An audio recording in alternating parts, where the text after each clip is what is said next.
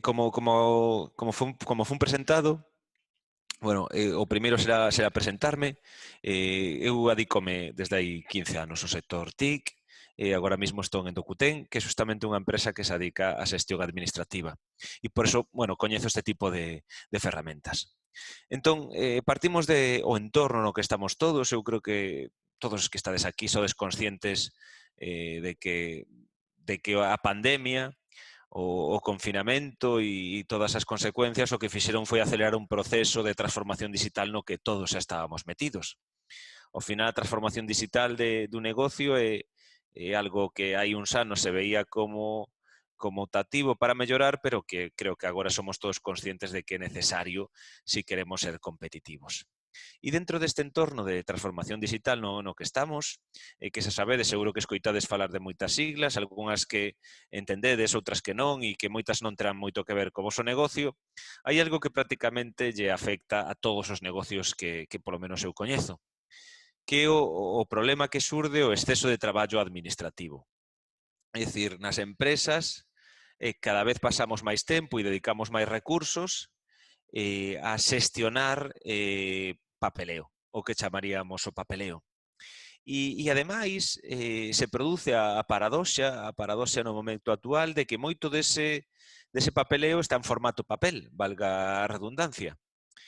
Cando ademais estamos nun momento no que os documentos normalmente e incluso moitos se transmiten entre as empresas de maneira digital. Si é así, por que temos todavía papéis nas oficinas e se siguen xestionando papéis? Bueno, pois principalmente por dúas causas. Unha, porque a firma todavía en moitos casos se fai de maneira analóxica, tradicional, e cando queremos firmar un documento de maneira tradicional, pois evidentemente ten que estar firmado en papel, e a partir de que está firmado en papel, ese documento original debe ser guardado e, bueno, é a partir dese momento que ten validez. E, por outra parte, porque moitas das facturas que emitimos e recibimos tamén están en formato papel. Bueno, pois esta situación que xenera unhas problemas ten unhas consecuencias como aquí vedes.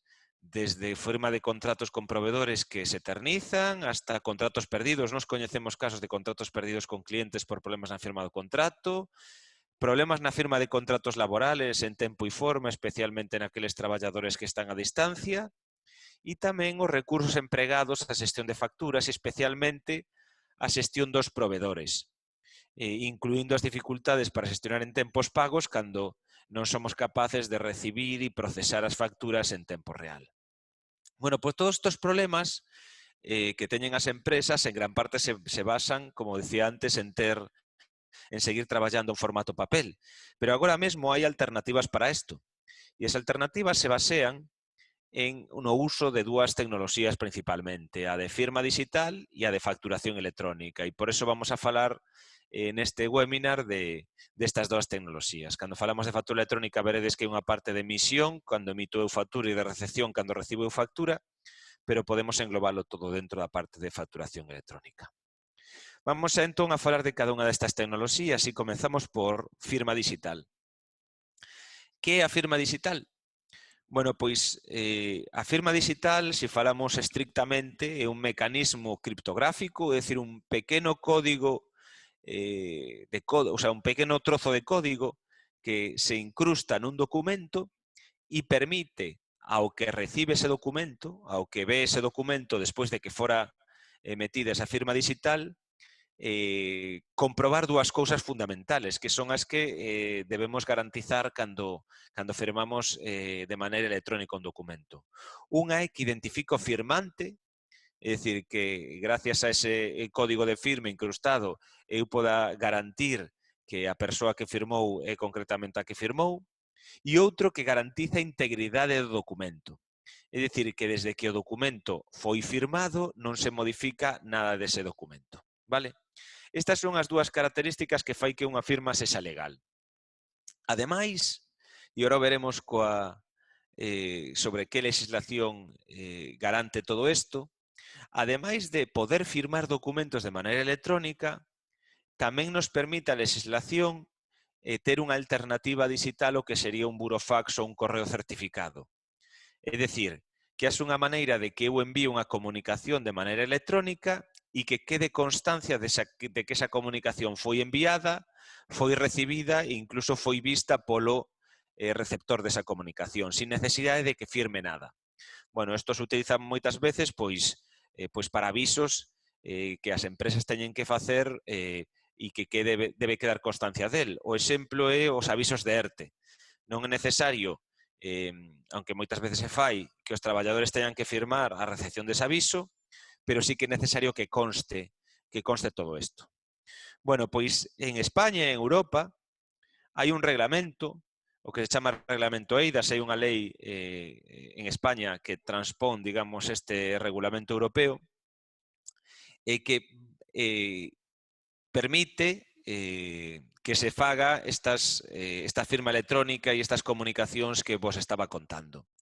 Este reglamento está en vigor desde o 1 de xullo de 2016 e, entre outros, pois define como debe ser a firma electrónica en Europa. Non vou entrar en disquisicións, pero basicamente os dous factores que vos indicaba antes, o feito de que se identifique o firmante e o feito de que o documento se garantice que non se modifica desde que sexa firmado, son os dúos factores que calquer sistema de firma ben formado debe cumplir.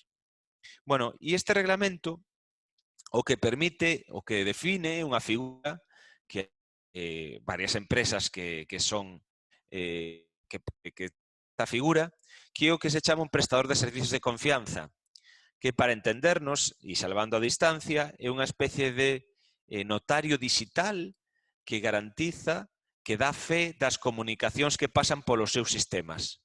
E por eso, bueno, aquí vedes un exemplo de o que podría ser un documento de evidencias, que se chama, que podría utilizarse para, en caso de que houbera calquer conflicto, que non é habitual, pero que nunca se está libre deso, na que alguén diga que, por exemplo, non firmou un documento, non recibiu algo, ou non recibiu unha comunicación, pois que a empresa poida coller este documento de evidencias e demostrar ante un xuiz, por exemplo, que sí que se realizaron os pasos adecuadamente. Vale, pois para eso tes que traballar con un prestador de servicios de confianza que sexa ese notario digital que te dá fe desa trazabilidade de cada un dos pasos. Pero cando traballamos con empresas serias que teñen este tipo de denominacións, pois todo o que fagamos con elas en firma digital ou en comunicacións electrónicas, pois vai a ser legal. E agora vos vou a poñer uns casos de uso de firma digital para que veredes que se pode firmar e que se pode facer con isto. A primeira pregunta que sempre se fai é que se pode firmar e de primeiras a resposta é calquer documento que agora mesmo se este firmando en papel. A lei non restrinxe isto. Habitualmente nas empresas se traballa como mínimo nestos departamentos, no financiero, no de legal, no de ventas e no de recursos humanos. Nestas áreas se traballan con documentos que se deben firmar e comunicacións que se deben facer e, por tanto, son susceptibles de aplicar a firma electrónica. Vamos agora a ver casos máis concretos. Moi habitual en empresas, sobre todo, que teñen un volumen de traballadores alto, a partir de, bueno, normalmente de 100, 100 e pico traballadores, e especialmente cando os traballadores están distribuídos xeográficamente, é dicir, que non estean todos pegados a unha mesma sede, a unha fábrica, pois as empresas empezan a implantar sistemas de firma digital para que firmen os contratos laborais e o resto de documentación laboral. E documentación laboral pode ser, por exemplo, os documentos relacionados con PRL ou, bueno, calquer cousa que a empresa teña que enviar e teña que ter e que os traballadores teñan que firmar. Bueno, un exemplo do tipo de firma que se usa habitualmente para este tipo de contratacións, aínda que se pode utilizar outro tipo de firmas digitais, é o que se chama unha firma con OTP, como vedes aquí. Unha firma con OTP OTP significa One Time Password, e basicamente a firma que se utiliza moitas veces nas transaccións bancarias, nas que o banco, despois de que empeces o proceso de firma, bueno, estos traballadores o que recibirían sería un correo, irían a ese correo, nese momento lles pedirían un código dun só uso que o propio sistema lles mandaría por SMS, eles irían a ese código, collerían ese código, o meterían ese código directamente no proceso de firma e xa estaría firmado. Bueno, pois isto, en menos de 1 minuto ou 2 minutos, as empresas terían firmado a documentación laboral do seu traballador e se teñen os sistemas, se o sistema de firma está enlazado, despois explicarei un pouco como, pero está unido por medio de unha API é unha ferramenta tecnolóxica que une sistemas electrónicos, pois moitas veces o sistema de firma o que fai é devolve o documento ao sitio onde ten que ser guardado. E, bueno, pois así se evitan problemas de arquivo, por exemplo. Outro caso de uso moi habitual e para o que se utiliza outra forma de firma digital, pero igualmente legal, é o que se chama forza de ventas presencial. É dicir, bueno, pensade o caso típico, por exemplo, incluso de telefonía, de comerciais de telefonía que van polas casas ofrecendo un novo servicio e cando alguén acepta ese novo servicio, pois con un blog onde teñen unha serie de contratos, se toman datos da persoa e se acaba firmando. Bueno, pois se pode facer o mesmo digitalmente. Unha empresa podería ter unha flota de comerciais, cada unha con a súa tablet, por exemplo, e a súa tablet dentro da tablet tería unha aplicación onde ten un PDF editable con unha serie de campos, esos campos se cubren a información e cando se cubre o cliente podría firmar na propia tablet con firma biométrica, que a firma biométrica é a firma, a alternativa digital á firma tradicional que todos coñecemos a que se fai con rasgos, vale? Bueno, pois vedes que aquí isto é máis útil cando estamos en presencial, xa que non temos que enviarlle a ninguén un correo electrónico para que o abra e demais, sino que xa temos na tablet que vai o propio comercial. Outro caso no que se usa a firma biométrica é, por exemplo, cando recibimos, pois isto pode ser na nosa tenda ou na nosa sede, cando recibimos a clientes e queremos que firmen documentos, por exemplo, os relativos a RGPD, ou a aceptación de condicións para que os nosos datos entren dentro do ficheiro de datos dunha empresa. Bueno, pois eso tamén en moitos casos está facendo de maneira con papel, onde chega a persoa a nosa tenda, a nosa empresa, lle damos un papel, ten que cubrir unha serie de datos e despois firmar, pois isto agora se pode facer perfectamente nunha tablet, tamén firmando biométricamente. Vale? E outro caso, e aquí se utiliza un tipo de firma un pouco diferente, son os contratos mercantís importantes, cando queremos firmar un contrato con outra parte e bueno, é relevante o importe, entonces queremos garantirnos o máximo nivel legal. Bueno, isto é curioso porque a legislación europea di que hai 2 niveles de firma, aunque os 2 son legales, e o máximo nivel legal, que se chama cualificado, é o que se consigue con certificados de firma electrónica cualificadas, cos certificados cos que, por exemplo, nos conectamos a Facenda. O típico certificado da FNMT ou o que temos no DNI electrónico, que tamén temos un certificado onde aquí en España se utiliza pouco. Bueno, os sistemas con OTP ou con firma biométrica, como vos decimos antes, é o que se chama firma avanzada. E isto, digamos que é un nivel un pouquiño maior legal, aínda que os outros tamén son legais. Entón, as empresas, sobre todo os departamentos legais, cando queren garantizarse o máximo para contratos moi relevantes, e sobre todo cando traballan con outra parte que é empresa, porque a outra empresa o normal é que teña certificados, pois utilizan este sistema de firma. Vale? Por tanto, temos diferentes sistemas de firma que encaixan con diferentes casos de uso de firma. E iso que tedes que buscar cando busquedes un proveedor, que os diferentes casos de usos vos dean solucións adecuadas a isto, porque non todos son iguais. Por exemplo, se queredes utilizar solo firma con certificados para a firma dos contratos dos vos traballadores, pois podes ter dificultades porque a maioría dos traballadores non teñen certificados. E, por tanto, crearíades unha barreira de usabilidade. E con OTP eso se resolve de maneira adecuada. E hai, bueno, moitas multinacionais que están utilizando isto en España e fora de España. Bueno, pasamos á parte de factura electrónica. Aquí, primeiro unha definición moi breve, porque cando se fala de factura electrónica a veces se pensa que hai uns formatos determinados que determinan que unha factura é electrónica e isto non é verdade. Unha factura electrónica cando o formato electrónico, valga a redundancia, pero non necesita ter unha tecnoloxía determinada, por exemplo, un PDF, factura electrónica.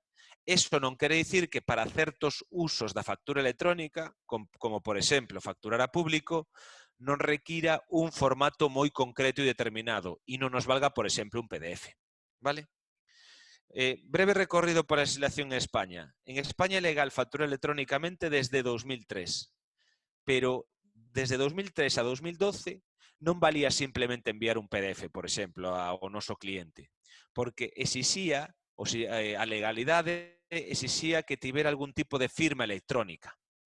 Vale, este se quita no 2012 e permite que calquera empresa facture directamente con un PDF, por exemplo. Un PDF ou, evidentemente, se tes un sistema máis, utilizas algún formato máis intelixente que se chama de factura electrónica, pois tamén vale. Pero isto que permitiu é que moitas empresas deixaron de mandar facturas en papel e mandaran as facturas adxuntas nun PDF. Vale, o gran salto da facturación electrónica en España pois ten que ver con unha obriga legal, como a veces como adoita pasar, que pasa no 2015, cando a propia administración exixe que os clientes, os seus proveedores, lle facturen con factura electrónica. E para eso crea FACE, que seguro que moitos coñecedes. FACE o punto que ten a administración estatal para recibir facturas electrónicas, pero despois hai unha serie de puntos de entrada. Por exemplo, a Xunta ten un propio, o Sergas ten outro. Bueno, hai unha serie de puntos de entrada das diferentes administracións e cada unha delas require pois enviarlle a factura a ese punto e co formato que determine. O último cambio relevante entrou en vigor en 2018 coa nova lei de contratación do sector público que creou FACE B2B. Que digamos FACE B2B o que se erixiu é como a plataforma que pretende servir de punto sal de entrada de facturas electrónicas entre empresas. FACE entre empresas e administración, FACE B2B entre empresas. E isto pretende ser un pulo para que as empresas empecen a utilizar tamén a facturación electrónica entre elas. E, bueno, nós creemos que, de feito, en Europa cada vez se está tendendo máis a facturar electrónicamente todo. En Italia, desde 2019, todas as empresas están obrigadas a facer todas as facturas electrónicas e creemos que nos próximos anos vai a pasar prácticamente en toda Europa. Bueno, tendo en conta esta legislación que nos permite emitir e recibir factura electrónica, cales son as solucións tecnolóxicas relacionadas con eso? Bueno, pois cando falamos de emisión de factura electrónica, moitas veces o que estamos pensando son en empresas que por esa obriga legal que vos indicamos antes teñen que emitir facturas electrónicas á administración ou por unha obriga de certos clientes que xa empezan a exixir certos formatos de factura electrónica para xestionar mellor esas facturas, como veredes despois na parte de recepción. Bueno, pois o que se fai basicamente en emisión de factura electrónica é contratar a unha empresa que te facilite o proceso de convertir o formato adecuado e de enviar á administración ou ao cliente privado que sexa. Bueno, cando estamos falando de facturación a público, como vos dixen, hai unha serie de puntos de entrada das diferentes administracións, pois tú cando traballas cunha empresa de facturación electrónica, pois o que te permite a empresa xerar os formatos de factura que se necesita en cada caso. Hai unha serie de formatos que cada un dos puntos recibe. Por exemplo, FACE require que utilices Facturae. Entón, se convirte a factura normal, digamos, a que se xenera a través do noso programa de contabilidade dese formato, se envía al punto de recepción, sea FACE ou sexa outro, e se recibe a resposta para ver se é correcta e se recibe correctamente por parte da administración para devolvela. E cando estamos falando de facturación a privado, o sistema é moi parecido, pero se utiliza FACE B2B para poñer aí a factura electrónica e que o cliente, digamos, a recolla dai. Bueno, isto é un pouco máis complexo do que vos estou dicindo, pero justamente unha empresa de facturación electrónica ao que vos debería simplificar o proceso e que para vos sexa moi sinxelo. Ou ir a un sitio e picala directamente, ou que estea conectada con vosso sistema de contabilidade e automáticamente te lle digas a onde a queres mandar e faga todo. Esa empresa de transformación transforma a factura, a envíe e reciba a resposta. Vale? Bueno, xa bichedes que a emisión de factura electrónica ten que ver con obrigas legais, a recepción ten que ver con reducir o traballo que moitas empresas adican a xestionar as facturas que entran. Creo que todos somos conscientes que cando temos bastantes proveedores, ademais proveedores de diferentes tipos, de diferentes tamaños, pois moitas veces algunos mandan as facturas en papel, outros nun PDF adxunto, outros non lo mandan por un portal. Bueno, pois eso, moitas veces as empresas necesitan persoas que basicamente recollan esas facturas e as piquen a man no sistema de contabilidade. Vale? Pois un sistema de recepción de factura electrónica o que ten que intentar é simplificar ese proceso e evitar o maior número de pasos manuais que se poida, para automatizar todo eso e non gastar tempo nin recursos en procesos que non dan valor. Bueno, cales poden ser as alternativas a todo isto?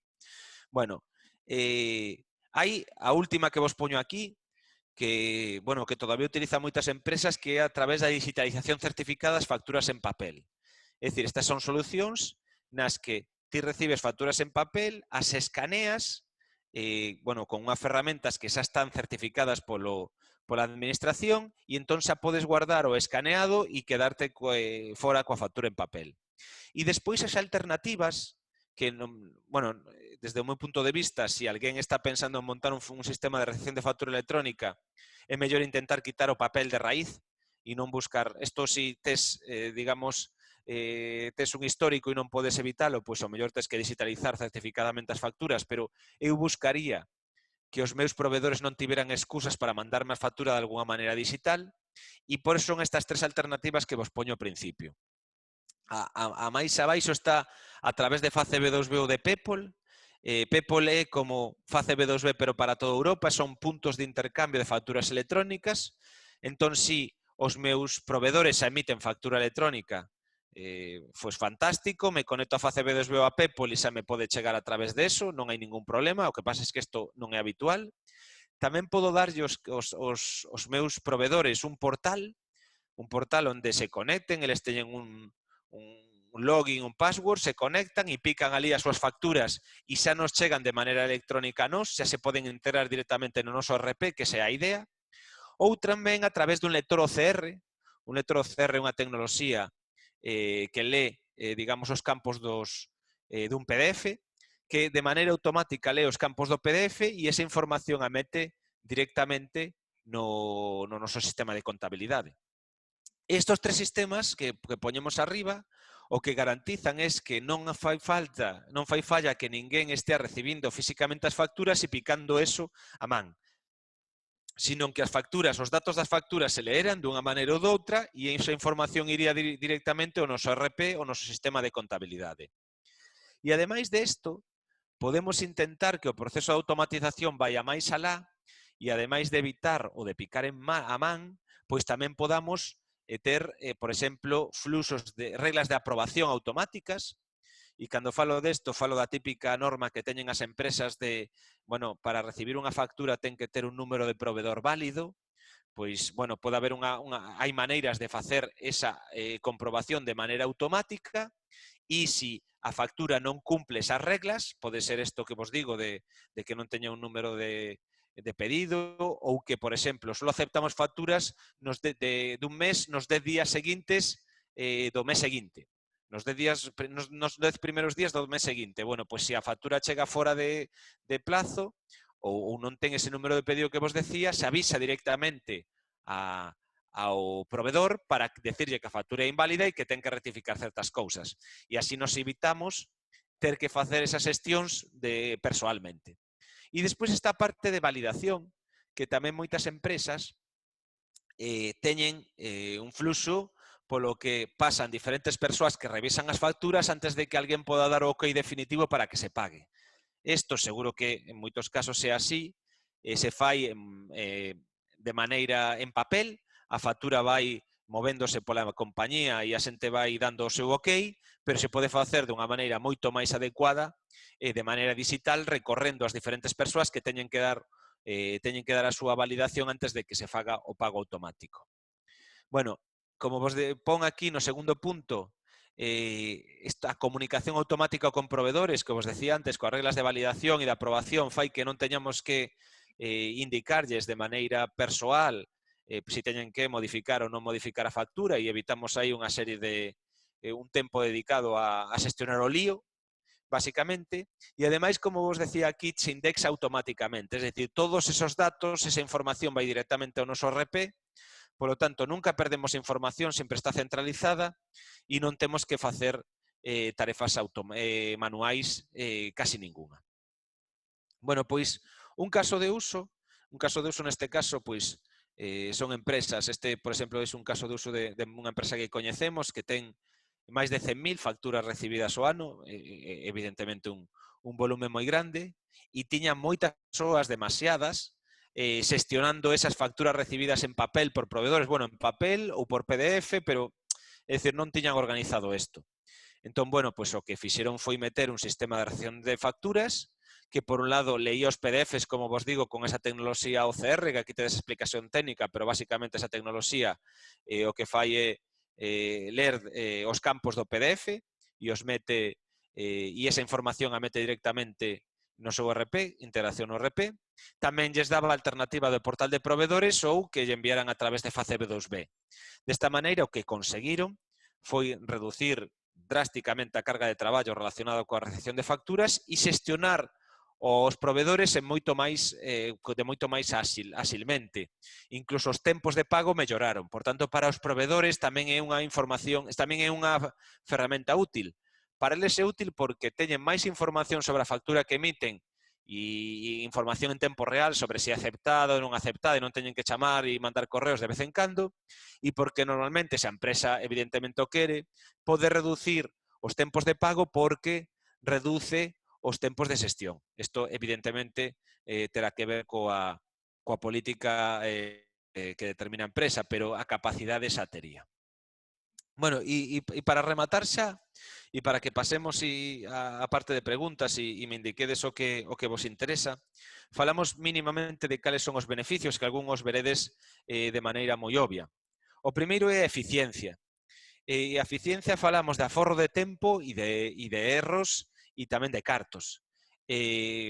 Os cartos, agora vos poño un cálculo, pero é evidente, os cartos son importantes, senón que disminuímos tamén os erros porque ao disminuir os traballos manuais, pois facemos que os erros humanos sexan menos. Nas tarefas repetitivas os humanos somos menos eficientes que as máquinas e por eso, pois, automatizar os procesos administrativos vai a reducir erros e tempos de persoas. Bueno, isto é un exemplo de un cálculo de costes moi aproximado sobre unha empresa que utilice firme de maneira tradicional e utilice factura de maneira tradicional ou no método digital. O que vos podo dicir en que en proxectos deste estilo o primeiro ano o normal é como mínimo aforrar 2 euros por cada euro invertido e a partir do segundo e terceiro os aforros están falando de un 80% do retorno de inversión máis ou menos. Co cual son proxectos moi rentables xa no primeiro ano e a partir do segundo e terceiro moito máis, porque, bueno, se aforra evidentemente en tempo dos traballadores, se aforra en material, se aforra en envíos, se aforra en arquivado, bueno, se aforra en moitas cousas. Pero tan importante neste momento, e como se decía na introducción, nun momento de pandemia como este, os aforros, está a continuidade do negocio. Bueno, este é unha persoa de Lantania, unha empresa de construción que fala sobre o seu caso. Eles implementaron a factura electrónica, a recepción de factura electrónica, e gracias a eso puderon seguir traballando durante o máis duro do confinamento, porque a pesar de que a sede estaba prácticamente inaccesible e os traballadores non podían ir, sí que puderon xestionar desde a súa casa as facturas dos proveedores e gracias a eso pagar e dar continuidade ás obras que estaban facendo ao largo do todo o territorio nacional. Por tanto, bueno, pois facilita a xestión telemática do noso negocio e non fai falla acceder á sede. Outro beneficio claro está no compliance, no cumplimento de legalidade.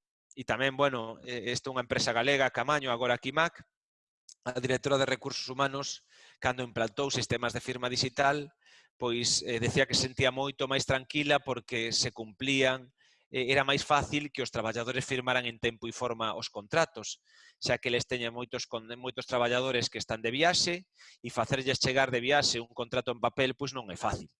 E en cambio, pois con un sistema de firma digital, pois desde que lle mandas o contrato ao seu móvil, o recibe o firma e ese contrato queda almacenado no sitio onde ten que quedar almacenado, pois pasan apenas minutos e permite que se hai unha inspección laboral teñamos toda a documentación firmada en tempo e forma.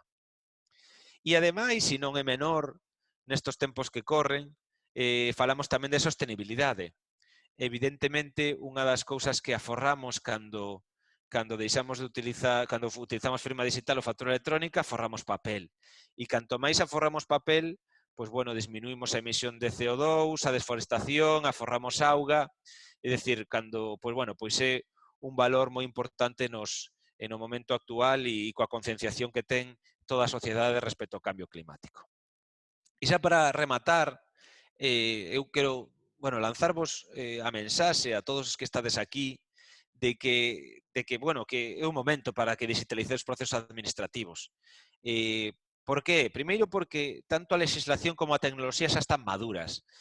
Aquí non estamos falando, en tecnoloxía non estamos falando nada demasiado innovador. Estas tecnoloxías están testadísimas, levan xa varios lustros sendo utilizadas, evidentemente son melloradas, pero se utilizan por moitas empresas desde hai bastante e ninguén que as integre está arriscando. E tamén, como vedes, en España hai unha legislación robusta e perfectamente adecuada para que non teñamos ningún problema se utilizamos tanto en firma como en factura as alternativas electrónicas. Ademais, as inversións iniciais son asequibles. A maioría das empresas traballan con un modelo de SaaS que se chama, de Software as a Service, e iso implica que non tes que facer unha inversión en hardware nin comprar licencias de software, senón que pagas basicamente polo uso que fas das ferramentas, polo número de facturas ou polo número de firmas coas que estás que tes que traballar. Ese é o modelo máis habitual. Hai outros tipos, pero é o máis habitual. E bueno, por eso vos digo que nun momento como que vivimos con a posibilidade de teletraballar está máis viva que nunca, pois a capacidade de xestionar telemáticamente estes procesos e, sobre todo, de evitar dedicar demasiados recursos a procesos que non dan ningún valor, creo que é algo imperativo para calquera empresa que quiera seguir sendo competitiva no século XXI. E, por tanto, vos invito a que busquedes o proveedor adecuado para a vosa situación e busquedes alternativas para intentar digitalizar estos procesos administrativos.